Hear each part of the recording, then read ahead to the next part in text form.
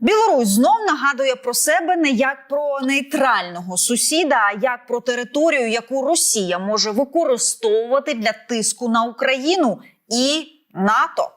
Ядерні навчання з росіянами, войовничі заяви Лукашенка, розмови про готовність до війни – все це виглядає не просто як риторика інколи. При цьому Мінськ досі намагається триматися в сірій зоні, допомагати Кремлю, але не відправляти білоруську армію напряму воювати проти України. І саме ця сіра зона найнебезпечніша, бо питання вже не лише в тому, чи піде Білорусь на Київ, а й ширше, наскільки глибоко Лукашенко вже вбудував в країну російську військову машину, і чи зможе він зупинитись, якщо Путін захоче більшого. Саме про це говоримо далі. Вже до нас доєднався Сергій Бульба, засновник білоруського Білого легіону.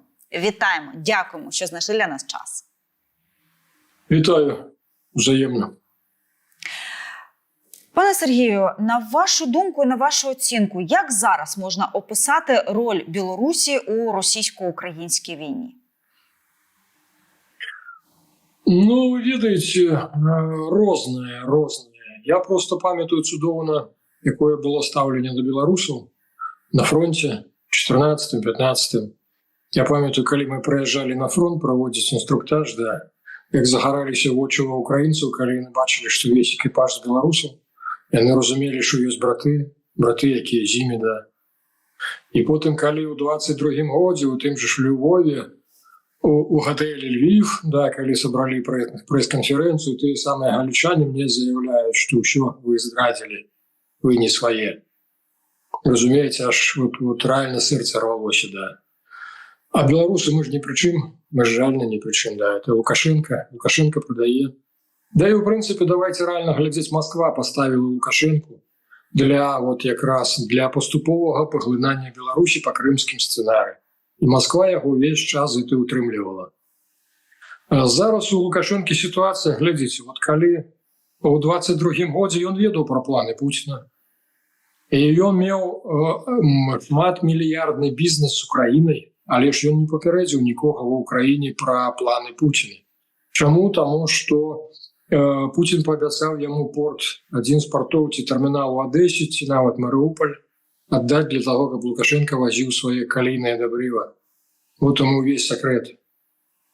І після того, от як Лукашенко дозволив, ну, в принципі, давайте будемо щирими, а що він мог зробити от у той ситуації? Я абсолютно не оправдываю його, це якраз наступство тих рішень, які він прийняв, починаючи від 1996 року, коли була підписана ця союзна домова. Ми тоді це розуміли, що добром це все не завершиться для Білорусі.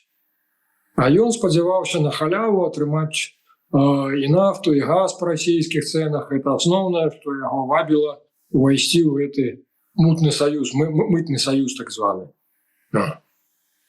То, розумієте, зараз він розуміє, що не на той бок поставив. Більше того, Росія грошей вже не дає. А оказалось, что крепкий хозяйственник Лукашенко, ну, абсолютно бестолковый. То бок Білорусь, от як вона не функціонує як самодостаткове, скажімо, підприємство чи держава. Оказалось, що без гонкових грошей, без гонкової підпитки, підсилкування, цей проект не життєздольний. От тому все. Заводи совєтські працюють, продукція нікому не потрібна, все чудовно, да? Докерувався. No. Путін не виділяє грошей. От крайній раз був обіцяний кредит на імпортозаміщення, так зване, 1,5 мільярда.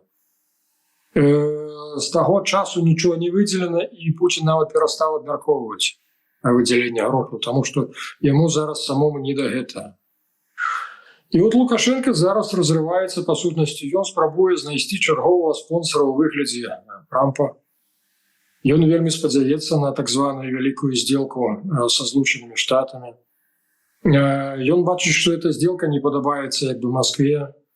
Москва супроть. Москва за час царования Лукашенки, за вот эти 30 годов, она инвестовала у ну, скажем, у вітрыну саюзнай дзяржавы. Москва хотела зрабіць з Беларусі менавіта паказовую такую вітрыну. Вот паглядзіце, як цудоўна будете жыць, калі будете сябраваць з нами. Россия уклала каля 150 мільярдаў долараў. Вы самі разумееце, ім шкада будзе згубіць такія інвестыцыі. Таму Москва як бы так не адпусціць просто так Беларусь, што ў прынцыпе паказаў той же 20 год, што беларусы супраць Лукашэнкі ўсё, а ён застаецца як бы кіраваць і далей. No. Таму да, Лукашенко зараз з аднога боку і Трампу хоча дагадзіць, знайсці ў ягонай асобе новага спонсора, і хоча не моцна пакрыўдзіць Пуціна, таму што разумее, што Пуцін мае дастаткова вагароў, каб у прынцыпе скалупнуць ягоную уладу прэзідэнцкую так званую. Вот такая вот ситуация сегодняшнего дня. И он натурально вельми залежить. Причем я бы вам сказал, что идеологично на сегодняшний день белорусские силовые структуры, но для их России это, ну, как бы так, это, ну да, союзники, но ніякого негативу нема. Адзінае, ну, конечно, вот такая побытовая коммуникация, бо багато этих самых русаков проезжают в Беларусь отпочивать, и все, то, ну, конечно, белорусы глядят, что они нахабные, что они поводят себе часом як свиньи. Но, але ж это, ведаете, на таким побытовым узроўні вышэй гэтага не поднимается. То бок цалкам Россия, да, и вот свае, як бы так, ну, вот, часом дзівакаватые, але ж, ну, вот свае, все. Вот это вот ставленне, на жаль, реальное. И калі раптам вот Лукашенко вырашыць павярнуцца супраць Москвы, то ягоныя войскі абсолютно не будуць готовыя да гэтага. А яны, дарэчы, не готовы з Украінай ваяваць. Так што ў гэтым плане можете быць спакойнымі. Беларусы ўвогуле ні з кім не хочуць ваяваць, таму што, ну, крытычна глядзіць войска вот, постсавецкай Беларусі, оно не мела ніякага баявога досведу. То бок так, это хорошая работа, калі тебе платят так стабильно, добрые гроши за то, что ты ходишь в этой зеленой униформе, все. А что за это яшчэ трэба загинуть за нейкую радзіму, дык у іх і нема такого, у протоколах не прописано. Пане Сергію, що дозволяло впродовж всього повномасштабного вторгнення Росії в Україну, що дозволяло Лукашенку з одного боку нарощувати ось цю військову риторику, з іншого боку все ж таки домогтися того статусу кво, що білоруські солдати залишаються все ж таки поки що, принаймні, на території Білорусі? Ну, глядзіце, я паспрабую патлумачыць. У прынцыпе, беларускае міністэрства абароны 65 тысяч человек. Это разом с цивільнымі, разом с абслугай. Таго, што больш-менш боездольнае, можна лічыць 4 механізаваныя брыгады і 3 брыгады сіл спецыяльных аперацый. Это, у прынцыпе, ўсё. Ну, дай бог, каб яно разом дацягнула 1000 до 20. Калі сюды ж добавіць, у прынцыпе, атрады сфармаваныя на базе бывших воинов спецназа внутренних войсков, трошку перемешанные с вагнерами, и вагнеры, якія засталіся ў Беларусі. Но максимум, я кажу, что Беларусь здольная выставить, это 30-35 тысяч. Это не параўнальна, як бы, с украинским потенциалом однозначно. Больш таго, глядзіце, уся Беларусь, як открытая на далоні, что называется, перед Украиной. Украинская зброя, як бы, так дазволяе на сённяшні дзень цалкам прастрэльваць усю Беларусь. Таму, як бы, любое ўмяшальніцтва Беларусі, оно прывядзе до таго, што ўся эканоміка будзе знішчана літаральна за колькі дзён. Лукашенко это цудоўна разумее. Глядзіце, вот на маё разуменне, наколькі я аналізаваў сітуацыю, то з 22-го года пачынаючы Пуцін быў ініцыятарам неўвядзення беларускай арміі супраць Украіны.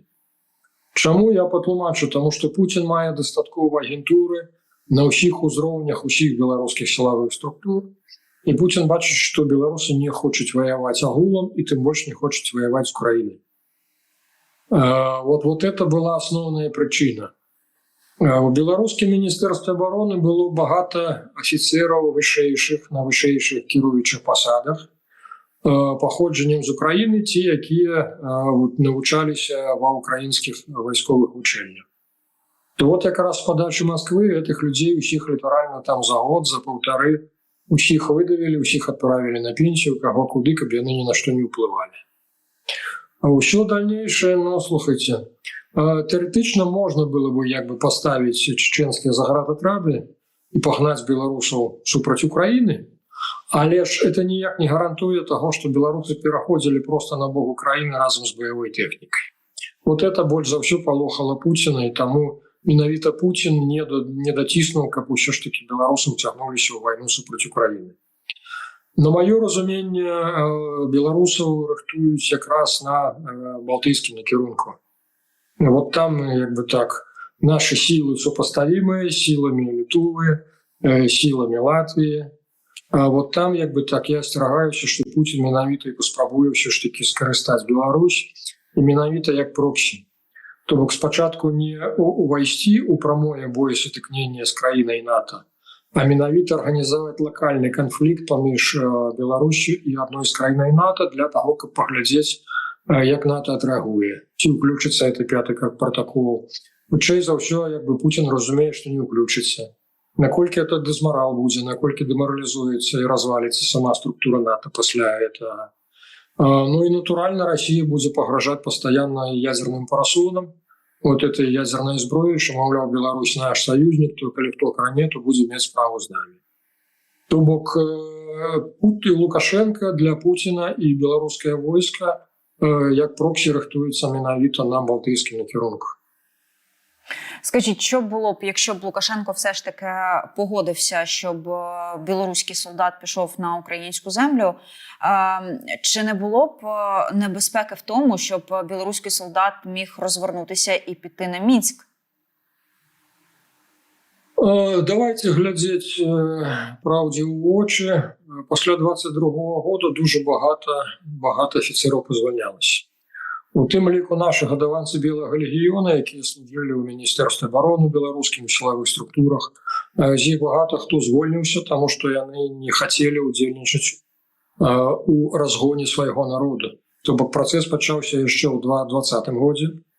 То бок тыя, хто не хацеў разганяць свой народ, і плюс добавила, вот, калі пачалася агрэсія супраць Украіны, это добавило, і багато сумленных афіцераў просто пасыходзіла. Разумееце, тыя, хто засталіся, там, ну, што называецца, это адмоўная селекцыя. То бок тыя, хто будзе падпарадкоўвацца пры любым раскладзе.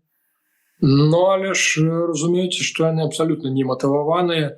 Калісьці падчас вайны, гітлераўскай вайны, быў такі тэрмін, это пленныя румыны. Таму што, ну, іх пагналі на фронт, для чаго яны не ведаюць, матывацыі ў іх ніякай. Таму вот у беларусы былі б такімі ж, прынцыпе, пленнымі румынамі, да, не больш таго. А падрыхтоўкі няма, не было прынамсі. Да, з 22-го года беларускія сілавыя структуры, я вам шчыра скажу, яны знаходзяцца у найвышэйшай ступені падрыхтоўкі. Таму што вот, як 22-м годзе пачалі як бы ганяць па перыметру Беларусі, то і гэту не спыніліся. Але ж на украінскім накірунку беларусы не уяўляюць ніякай рэальнай небяспекі. Таму што, глядзіце, усе это наши доблесныя 35 тысяч, логіка ж вайны якая? Той, хто ідзе ў наступ і хоча дасягнуць поспеху, ён мусіць мець перавагу мінімум 4-5 разоў. Украина не хавае тое, што на беларускім накірунку пастаянна знаходзіцца 15-16 тысяч, прычым это боегатовых, якія абстрэленыя.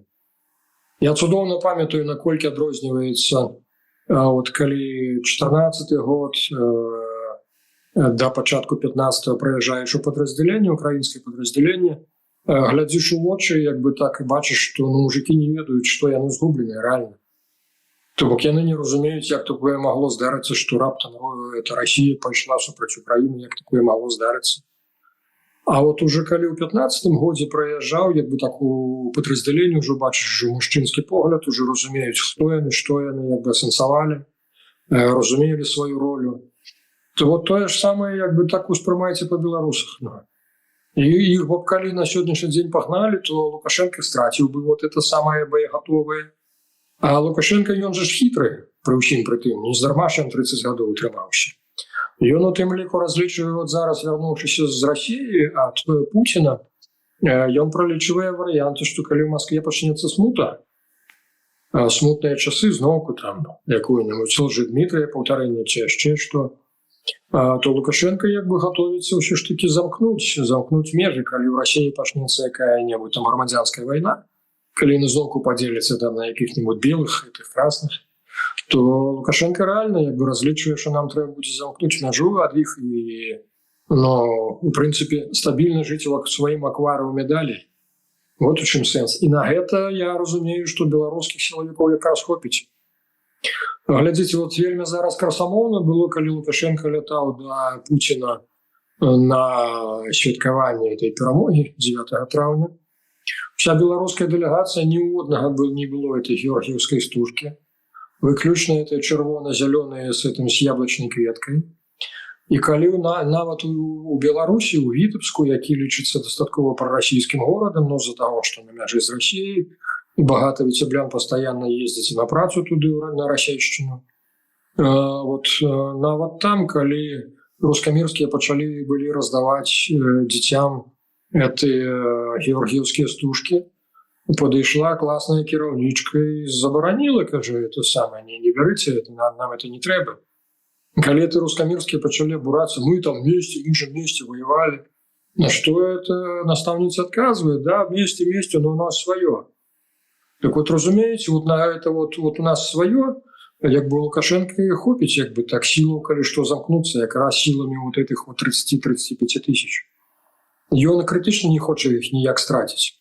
Глядзіце, была магчымасць увесці правакацыю, пастаянна паступала інфармацыя, то вагнераўцы перапрануцца ва ўкраінскую форму, прыйдуць тут расстрэльваць нейкую вёску з Палецка і потым зваляць на украінцаў. То літаральна на мінулым тыдні рыхтавалася ў Мазыры, у нас правакацыі рыхтавалася, калі у нас сярод медработнікаў раптам з'явіліся такія барадатыя мужыкі, якія ўвесь час кароткастволам ходзяць. І прычым у Мазыр пачалі завозіць перфатран, по-моему, называецца штучная кроў. То бок мы вельмі асцерагаліся, што якраз русакі зробяць правакацыю, запусцяць якога-небудзь дрона з чарнобыльскай зоны, на які будзе прылепленая візітка Яраша, моўная, да. І потым зваляць, што это якраз Украіна зрабіла. То так добра, што нашыя хлопцы паспелі папярэдзіць, мы апублічылі эту інфармацыю, і пасля літаральна цераз дзень барадатыя санітары як раптоўна з'явіліся, так раптоўна і прапалі. То бок пагроза менавіта правакацыі, яна існуе пастаянна. А паўтаруся, для захода супраць 15-16 украінцаў, тысяч украінцаў, беларусам трэба выставіць хаця б 60-80 тысяч. У нас няма столькі. І ўсё, таму пакуль тым больш, калі палохаюць, што Расія раптам заедзе, яны выграблі з беларускія склады яшчэ ў 22-м годзе. Таму небяспечным сігналам будзе з'яўляцца толькі тое, калі пачнецца масавы завоз набояў і снарадаў рознага калібру ў Беларусі склады. Тады это будзе гаварыць, што Расія нешта замысліла на украінскім накірунку.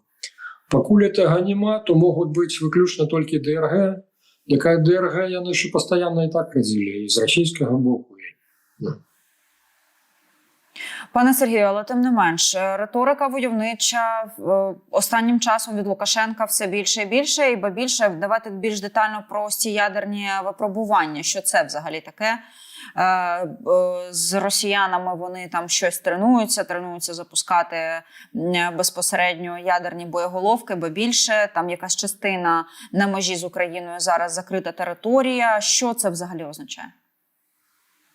Ви ведаеце, я калі спрабую разабраць, маючы багата сяброў в Украіне і у тым ліку сярод сілавікоў, то мы перыядычна абменьваемся інфармацыяй, абмяркоўваем. Яно часам асабліва тое, што былы міністр замежных спраў Кулеба гаворыць, яно такое, яно не вельмі інфарматыўнае, калі шчыра. Да, дарога будуецца вакол Гомеля, кальцавая будуецца, так яна будуецца ўжо гадоў 20. Таму што бюджэце грошай няма, таму яны это вельмі паступова робяць. Тое, што там артылерыйскія пазіцыі, так это для абароны. Пад Гомелем, я нагадаю, беларусы яшчэ ў минулым годзе летась заявілі пра стварэнне 4-й бригады сіл спецыяльных аперацый, якая размяшчаецца пад Гомелем. Так для іх, натуральна, робіцца інфраструктура. Была нават інфармацыя, што быццам бы там цэлая рота ўжо сфармаваная, Але ж аказалася, што нашы сябры з Гомеля не пацвярджаюць. Кажуць, за гэты час за паўгады не бачылі, каб яны з'яўляліся новыя вайсковаслужбоўцы нейкі ў горадзе. То бок фактычна яна яшчэ не сфармаваная. Вот мы адказ на пытанне. Лукашэнкава рыторыка, да, ён прыехаўшы з Масквы, але ж заўважце, ён загаварыў пра тое, што Беларусь, менавіта Беларусь стане ТВД, тэатрам ваенных дзеянняў. То бок ён не пра напад на кагосьці, ён гаворыць пра тое, што назад, наадварот, да нас прыйдуць. Ягоная логіка, разумееце, ён калі прыязджае ў Карэйскую Народна-дэмакратычную рэспубліку і глядзіць на гэтых начаткаў Кім Ір Сена, да, першы быў, то ён марыць пра сваю такую ж працоўную дынастыю. Ён марыць, што ён перадасць уладу Віктору Лукашенку, Віктор Лукашенко перадасць Нікалаю Лукашенко. То бок, хто думае пра гэта беларускі народ, яго менш за ўсё цікавіць. Таму што ён разумее, што усіх, каго можна было, яны ці перасаджалі па турмах, ці выціснулі за межы Беларусі. То бок, унутры ён нічога не чакае, таму што ён усіх перамог, ён усіх задушыў, запалох. Адзінае, што можа, скажем так, не даць рэалізавацца ягонай этой дынастыі Лукашэнкаў, это якраз вонкава, і якраз ён асцерагаецца ў першую чаргу, што якраз з Украіны зойдуць, а не наадварот. Ён асцерагаецца, разумее, што Украіна мае поўнае права зачысціць Беларусь ад ягонай этой хунты. Вот у чым праблема. А тое, што, слухайце, ён зараз удзельнічае ў ядзерных гэтых навучаннях, так ён не можа это не рабіць. Разумееце, тут такая хітрасць Лукашенка, ён часам, як малое дзіцё, сам сабе нешта надумае і так не чуе тады нейкі іншы пункт гледжання. А ён сам сабе прыдумаў, што это Расія не перамяшчае сваю ядзерную зброю, а вяртае Беларусі тое, што Беларусь перадала па Будапешцкім мемарандуму яшчэ пры развале Савецкага Саюза. То бок, бачыце, у корні абсалютна несапраўдная інфармацыя. А ён сам сабе паверыў, і ён шчаслівы бегаў, што якраз на краіну, якая мае ядзерную зброю, ніхто звонку не нападае. Для яго это быў галоўны аргумент. Да, яны падпісалі, прычым Лукашенко прымусіў міністра абароны падпісаць дагавор з Расіяй пра перамяшчэнне этой ядзернай зброі, прычым у выходны дзень прямо в аэропорту Мачулішчы тады прыляцеў Шойгу, тады яшчэ быў. Яны это самае прямо ў суботу, яны не ведаю, чым такая тэрміновасць была, падпісалі это дагавары.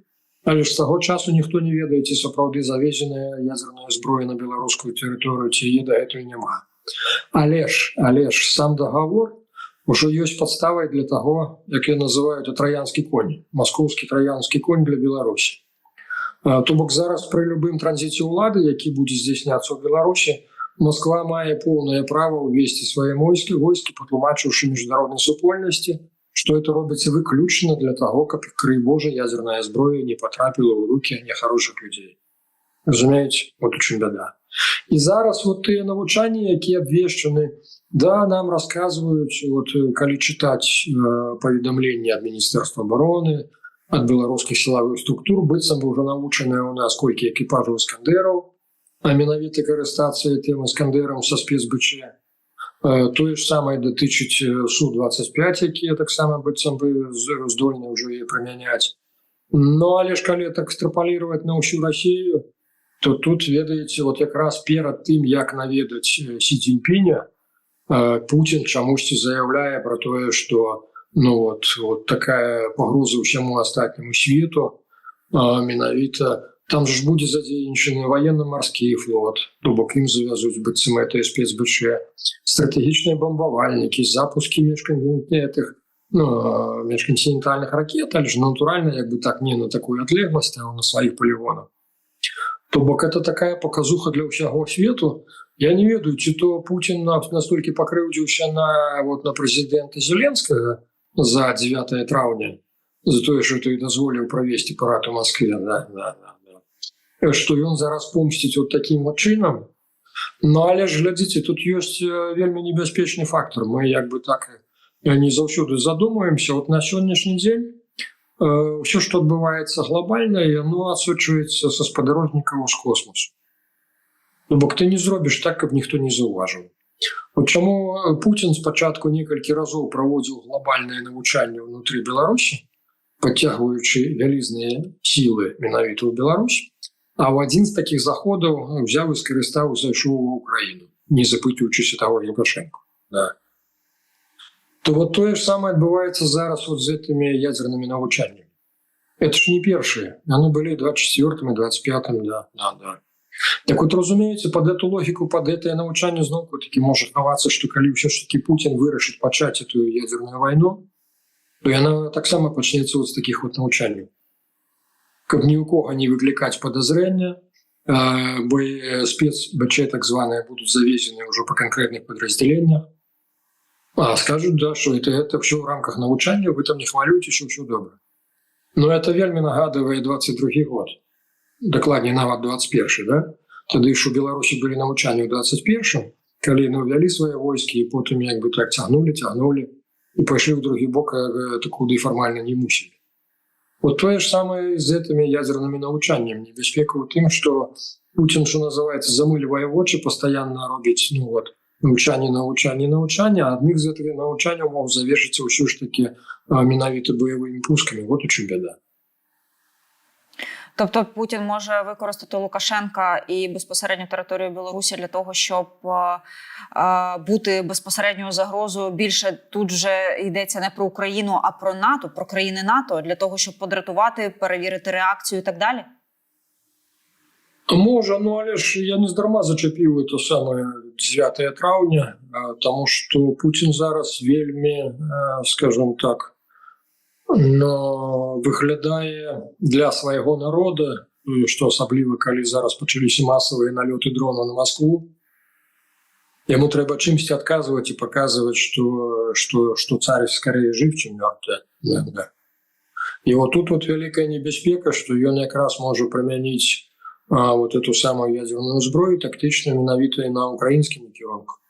На балтыйскім у іх і сэнсу няма яе прымяняць пакуль што. І тут Беларусь, она ў любым выпадку выступае як проксі, таму што, глядзіце, яны ж той же шарэшнік. Невядома, таму што з таго, што нам было паказана, літаральна на глыбіню 4-5 кіlometrаў са Смаленскай вобласці заехалі яны на беларускую тэрыторыю. І нам же показали толькі камандна-штабныя машыны, там же не было пускавых. У такім комплексе магчыма меркаваць, што мінімум 3 пускавых. І яны, разумееце, пры баявой рабоце, яны наадварот, яны засяроджваюцца на вялікую тэрыторыю, каб адным ударам іх не накрылі. Таму, як бы, да, КШМ-кі могуць быць, камандна-штабныя могуць быць на беларускай тэрыторыі, а пускавыя, хутчэй за ўсё, ў самой Расіі. Але ж ответка ўсё роўна прыляціць па Беларусі. Вот у чым паскудства Путіна, разумееце. Яму ж не шкада беларусаў. Йому нікого не шкода. Пане Сергію, дуже дякуємо вам за те, що знайшли для нас час. Дякуємо за відверту розмову. Я нагадаю, що про Білорусь ми говорили з Сергієм Бульбою, засновником Білоруського Білого легіону. Щиро дякуємо за те, що знайшли можливість доєднатися до нашого етеру і доєднатися таким чином, щоб проговорити свою думку. Щиро дякуємо і прощаємось. Слава Україні! Героям слава!